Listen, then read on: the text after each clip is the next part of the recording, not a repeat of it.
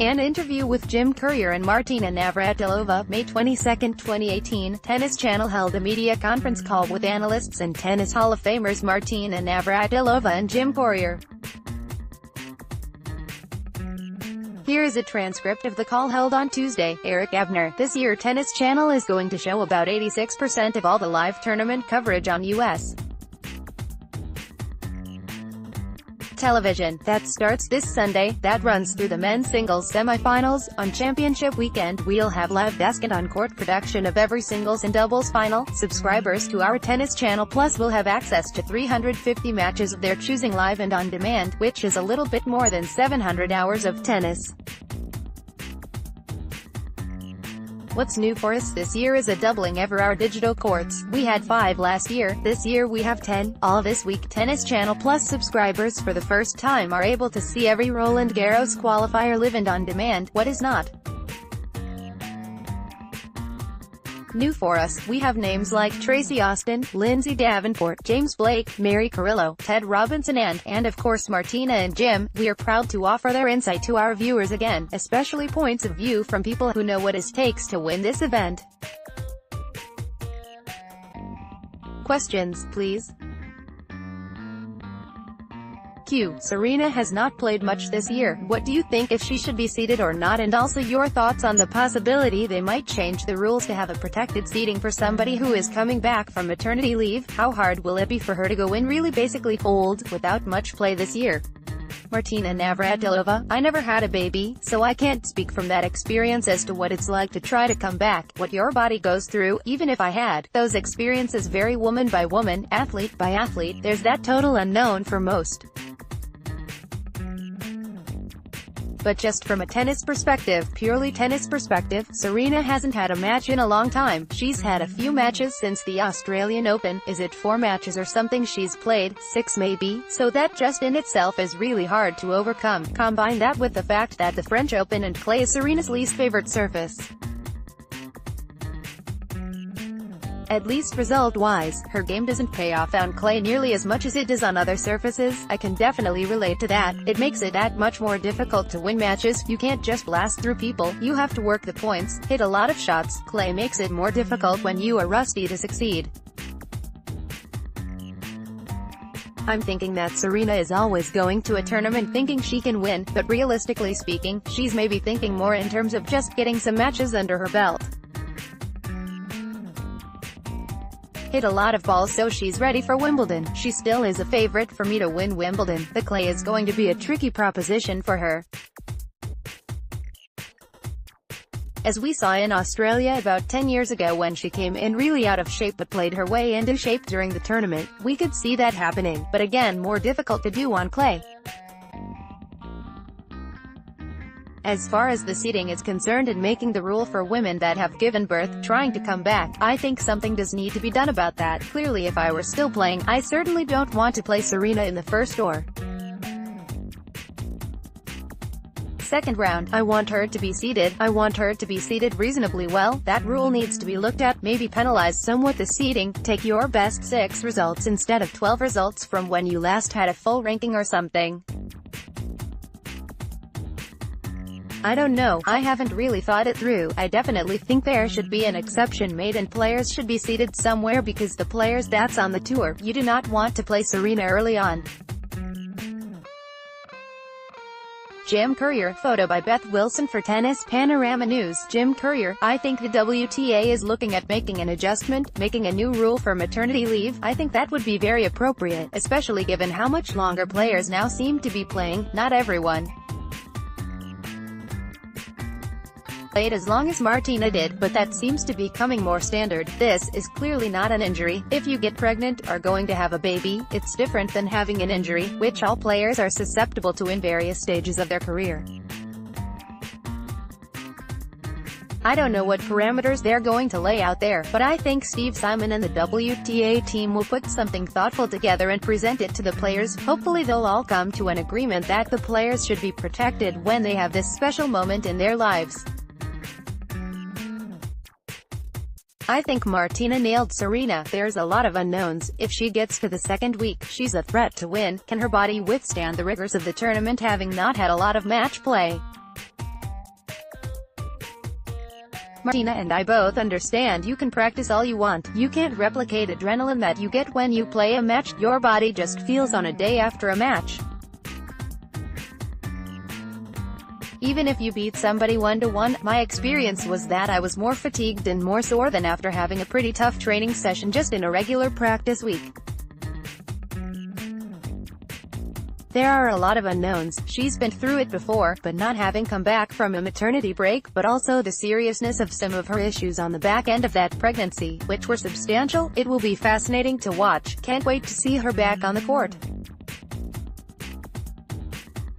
We know she loves Paris. She has a home there. She's going to want to stick around.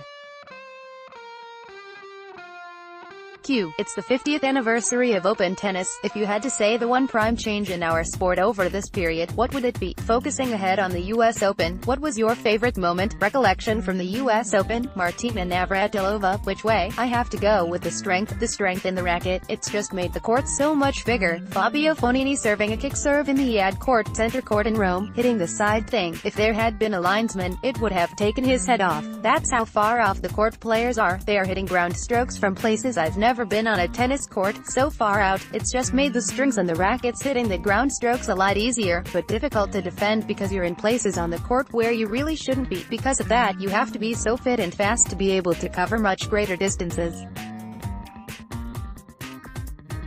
You used to have a cross-diagonal sprint twice a match, now you have it twice a rally. It's just made the court so much bigger, wider, longer, everything. It makes serve and volley more challenging. Martina Navratilova. Again, if you hit those kick serves, players are 20 feet behind the baseline. If you get your racket on the ball, good chance of winning. The key is getting to that first ball. It's more tricky to volley, no doubt about it. Everybody is hitting bigger balls. The spin makes it more tricky. You have to have amazing hand-eye. It's still doable. If I was playing now, I wouldn't chip and charging. I'd be ripping forehands. You have to work the point a little bit differently, but I'd be looking to come in, set it up differently, chip and charging. You're too much of a sitting duck here with these rackets. It's doable, just more difficult. Q. Favorite US Open moment? Martina Navratilova. I've had so many defects in 75, losing to Tracy in finals, totally winning the crowd over, then 84 when I won, but I was crying because I was sad that the crowd was against me, winning the Triple Crown, the only Triple Crown of my career. I won in 87, when I should have been winning it, when I shouldn't have won it, I did, when I should have, I didn't. The last one in 2006, winning the mixed doubles with Bob Bryan. My last ever, I can't give you because there's so many special moments. Jam Courier, going in reverse order, my most memorable US Open was the first US Open I played as a pro. I lost early in the tournament, but I came back for something related to a junior award. I was able to be there and sneak into the court with my players pass to watch the last game when Steffi Graf won the calendar year Grand Slam. They don't happen that often. I just wanted to see history made as I was just coming into the game, being exposed to the Pro Tour for the first time. It was pretty amazing to be able to witness a piece of history, a slice of history. I'll never forget that moment of feeling electricity when she was playing that last game to close it out. That was very impressionable early on for me. Q. Did it rain during the award ceremony? Jam Courier. I don't remember. Once they shook hands, I left. I didn't have a seat. I wasn't anywhere that I was going to be comfortable. I wanted to be there for that last moment. I think I went back to the locker room from there. As far as Open tennis goes, there's so much that's changed. From a fan standpoint, think about how much tennis people can see on Tennis Channel now. Just for starters, how many matches you can see, how many matches that Martina and my parents didn't get a chance to see, they'd read about or hear from us on the phone. They can see it streaming on apps. The technology, not just the strings and rackets, but the information we have now because of groups like Hawkeye that are GPSing shots. We can see things in virtual reality as well as the line calls back there. The amount of people that players travel with now, that's changed dramatically because of the prize money shift. We could spend weeks talking about the changes, for sure, just from a fan standpoint, I don't know there's ever been a better time to be a tennis fan because you can see anything that's happening pretty much around the world in real time. Pretty incredible. Q. In terms of Rafa, barring an injury, is there anyone that can beat him in Paris? If so, who has the best chance? Is it Novak or Thiem? Also say a word or two about Roger, still the favorite going into Wimbledon. Jim Courier, barring injury, no, I do not believe that anyone can beat Rafa. That withstanding, I think the people with the best chance. If the draw broke, Novak was able to play Rafa in something like the quarterfinals or semifinals, even that late in the tournament, where he was able to build on what he'd just accomplished in Rome, the confidence that he built there, he would be my pick as the player most likely to take Rafa out. We know he's been able to do that at that tournament. Sasha Zverev is another player who has every reason to believe he can compete with Rafa. Dominic Thiem beat him in Madrid. That's a different scenario because of the altitude. Madrid doesn't play at all like Paris does. I would put a discount on that win, but that would give Dominic some confidence. Anyone beating Rafa that can't overpower him, take the racket out of his hand, best of 5 sets, that's really hard to do. His history shows with him. Q. Do you see Federer as the favorite going into Wimbledon still? Jim Courier, I do. There will be some warm-up tournaments that he and everyone else will play. We'll get a better feel for his health and where his tennis is. There's no reason to believe that he isn't the favorite based on how well he plays on that surface, how well he's been playing this year when he's been on tour. Martina Navratilova, I agree with Jim on the Rafa overview. I think the only 2 people realistically that would have a shot would be Zverev and Novak. Much harder, 3 out of 5 and 2 out of 3, unless he was injured, which is about the only time he's lost there. As for Roger at Wimbledon, just had the honor of being at the All England Club last Saturday. There was a wedding going on a couple miles from there. We were playing tennis. It was the opening of the grass courts. The courts were really hard. That's the hardest I ever felt them. It felt like too young. They had rolled them, bounce was high. The slice stays low, which nobody hits better than Roger, but the bounce is pretty high. That made me wonder, if those courts hold, if the weather holds, that would be a slight disadvantage for Roger and an advantage for Rafa, so we'll see. You still have to put Roger as the favorite, but not as big a favorite as Rafa is in Paris. Q. You have both been in the broadcast game quite a while now. I'm interested in what you enjoy about broadcasting, what challenges you face along the way. Martina Navratilova, I think staying current. There's so many players now that are capable of really going through and beating the top players. Going deep in the draw, you have to have a bigger picture, more knowledge of who all is out there. I'm lucky enough to do both men's and women's matches. I really have to prepare a little more than I used to be able to wing it more. The best part about it is you don't really have to warm up. Yes, you do some reading. When you play matches, you warm up for the warm-up. Now you can basically come 15 minutes before the show starts and catch up. You would have been done some homework beforehand, but it's no pressure, no stress. I don't miss the stress, to be able to live through it through the players, but it's nothing personal. You still feel what they're feeling, but it doesn't impact you personally. It's kind of no stress, if that makes sense. I just love being a part of it. The best part overall is that we can still be a part of the game that we love. Jim Courier, for me, being able to witness history at all the majors each year is what I cherish the most about working in television in these tournaments. I like the challenge of trying to unpack what I think is going to happen in a match, maybe give some insight to the viewer what they should be looking for that might dictate the outcome of the match. I also like the real-time problem solving, takes you back to your player days where you're trying to figure out what's happening, how you might make adjustments. When you do it from the broadcast standpoint, you do it from both sides. We have a lot of metrics with the data we're able to gain from our Hawkeye partners. At the French Open they can give us a lot of insight. They can also sometimes tell you what you think you're seeing might not actually be happening. Have they changed their serving patterns? Feels like they're serving more wide. When we look at the information, it's not may just be happening on a couple key points. It's a very interesting time to be in the broadcast business because there are many more resources at our disposal which are wonderful, but the essence of the game is the same and we are still trying to do the same thing, which is trying to make it more interesting for the viewer at home.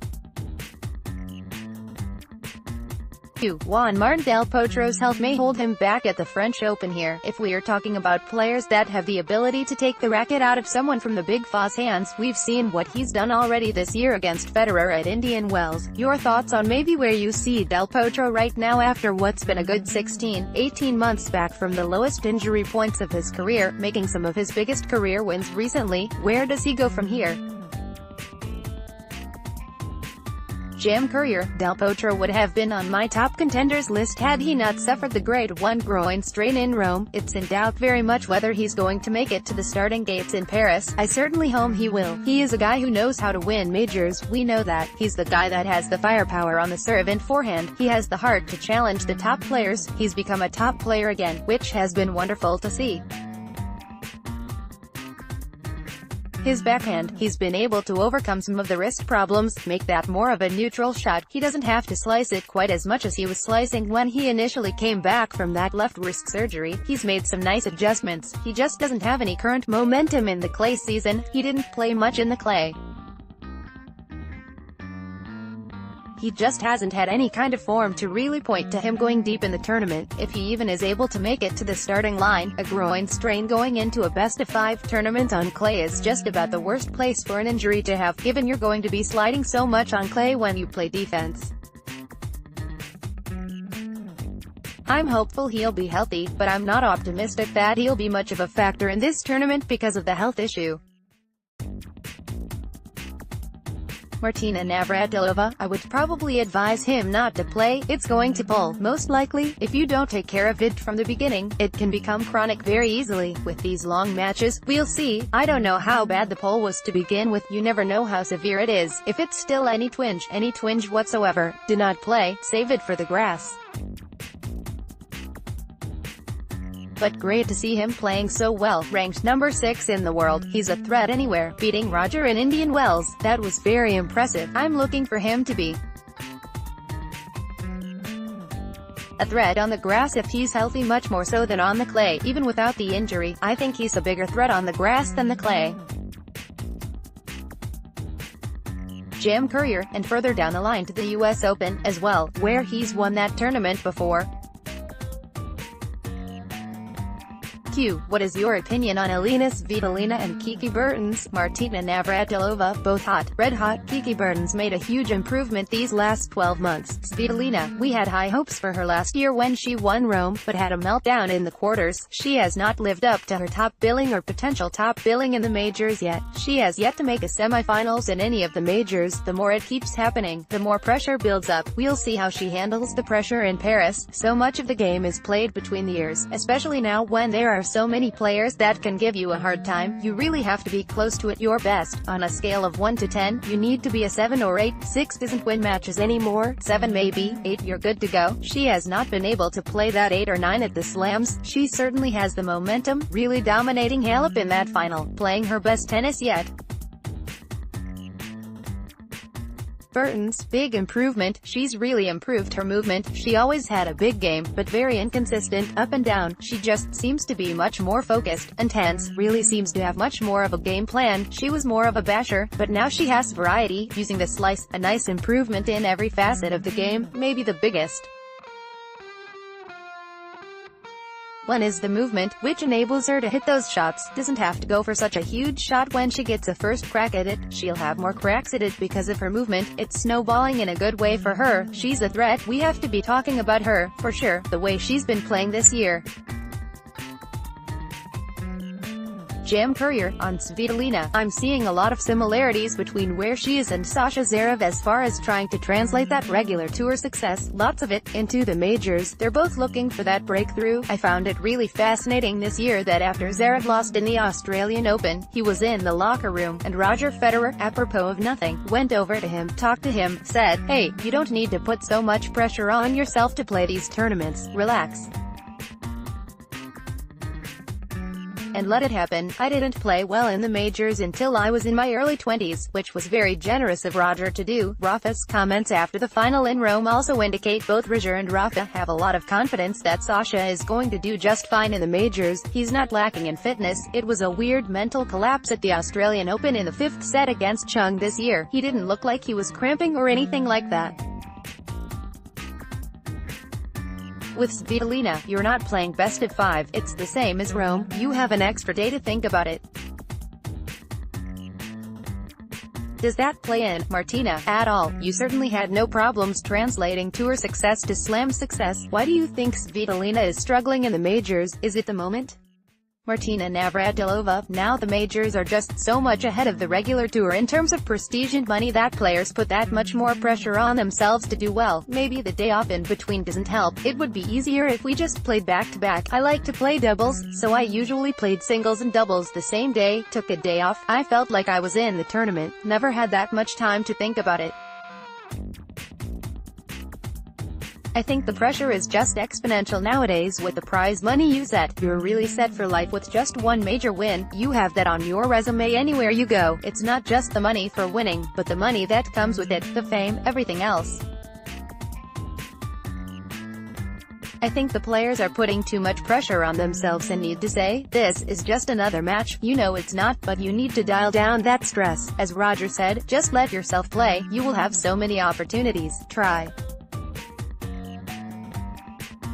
to imagine what an Olympic athlete goes through, 1 or maybe 2 Olympics in them, and this is it, 4 years waiting. We have 4 of those majors in a year. Just lessen that amount of pressure you put on yourself, just enjoy it, embrace it. Q. Do you think it's viable that Serena will win slams again? Also, Venus is about to be 38. What is realistic for her? Martina Navratilova, anything in the 30s, everything just took longer to recover from. As Jim was alluding to earlier, it's just harder to recover from matches. The older you get, the longer it takes. Both of them have stayed actually more healthy in their 30s than they were in their 20s, which is odd. For Serena, of course she can win another major. You cannot write her off until she retires. That's when we can say she won't win another major because she won't be playing anymore. Chances are it won't happen at the French. Would I be surprised? Well, surprised but extremely impressed, most of all if she did it at the French. At Wimbledon, I wouldn't be that surprised at all. Yeah, for both of them now it's about staying healthy. They're definitely still hungry. It's amazing that the game still has them at this stage.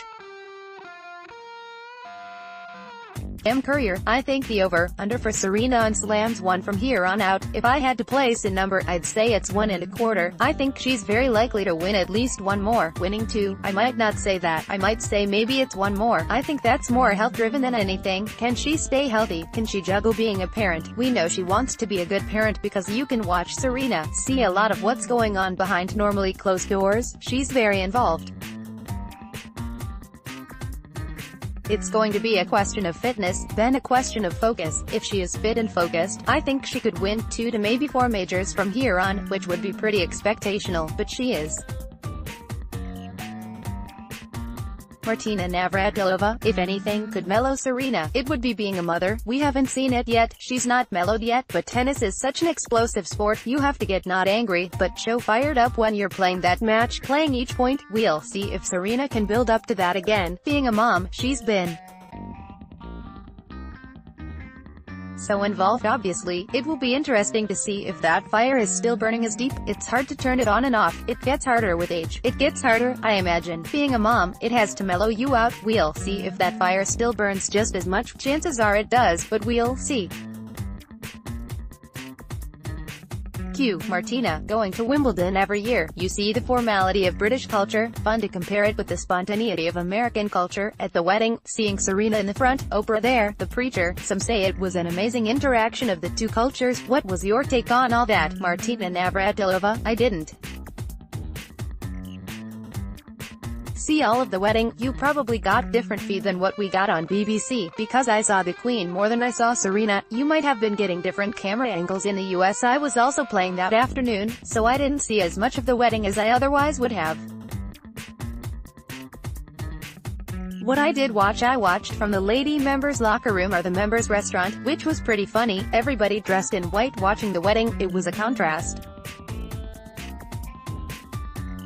Q. All the impact of the African American culture on the Brits. Martina Navratilova, you saw it was fantastic. The diversity of everything that went on in that wedding ceremony was really amazing culturally, intellectually, spiritually, with all the different religions, viewpoints and everything thrown in. Then they drive off in an E-type Jaguar that has been converted to an electric motor. That's as good as it gets. Davis Cup and Fed Cup have given us great moments. A lot of people say it brings the sport to the people. All players have had wonderful moments. What are your thoughts about the Davis Cup proposal going to a year-end? Martina Navratilova, it's tricky because the game has grown so much, there's so many more demands, so many tournaments, exhibitions, etc. It's always been there, but even bigger now, with the extra weeks with Davis Cup, then the year of the Olympics, the schedule goes crazy. The Cup used to be just 1 week, then they changed it, now it's 3 weeks during the year. With the guys, 4 weeks is just brutal. It's a shame because I think overall it's great to have the 4 weeks and have it in all the different countries. It makes the sport that much more global, brings it to places that would never see that kind of level of tennis, with the Davis Cup intensity thrown in. At the same time, because of the schedule, the top players make a decision at the beginning of the year. Am I going to get involved this year or not? It changes the whole schedule. It's difficult. I have mixed emotions about it. For me personally, I'd only played Fed Cup when it was 1 week in a given country. We were only a home team once when I played in Santa Clara. In fact, I'm organizing my storage units, and I just found the Fed Cup trophy from '89 when we played in Japan. I played with Chris. What is this trophy? The next house it's going to go in. It brought memories. It was the last time Chris and I played on the team, the last time I won Fed Cup. The emotions are there. I think for tennis overall it's better to have it in the 4 weeks, but for the players it's better to have it in 1 week. That's the best I can do on that.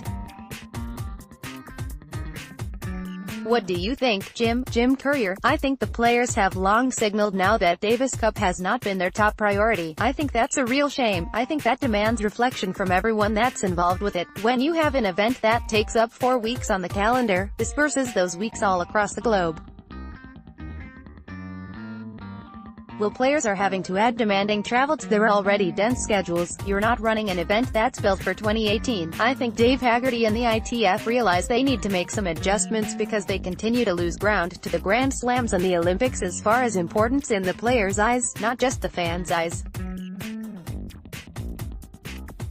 Davis Cup has incredible moments, no matter where you are, but it doesn't have the impact that the majors have. To take 4 weeks on the calendar, to not have the impact that 1 2-week event has, I think is a poor use of the resources that the ITF has. Players want to play for their country. They do. It just needs to be in a format or environment where they can do other things that are important to them. We see they prioritize the Olympics over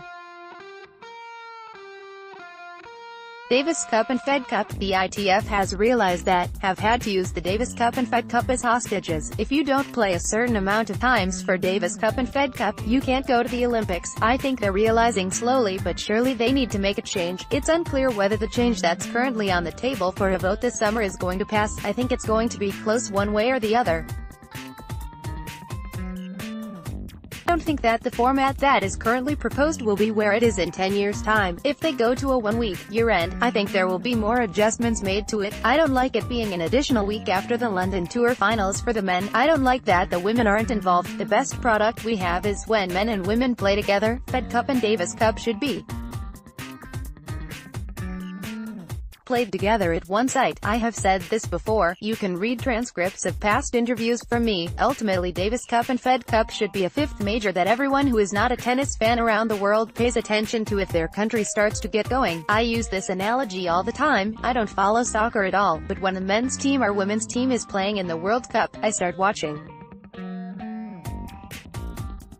We can have people that don't watch or like tennis. They can start following these events if there's a storyline. They don't have to wait 4 months to play again. They get to play in the next couple days.